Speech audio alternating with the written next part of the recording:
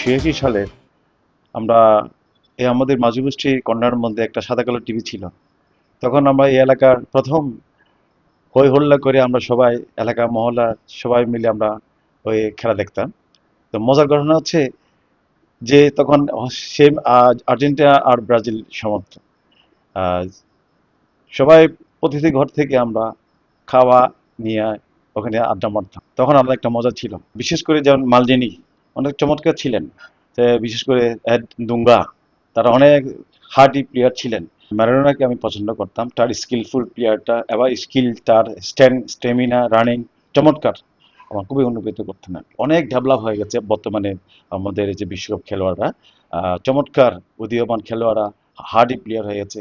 তাদের স্কিলফুল সাংঘাতিক, এটা মনে হচ্ছে কম্পিউটারের মাধ্যমে তারা খেলা যাচ্ছে। এটা দেখার মতো। সে আমাদের আমলের যে 90 দশকের খেলার কথা বলি, আর এখনকার বর্তমান আমাদের বাংলাদেশি ফুটবল অনেক ডিফারেন্স। দুঃখ লাগে যে কেন আমরা পিছিয়ে পড়েছি, কেন বা এত দূরে আমরা হারিয়ে গেছি।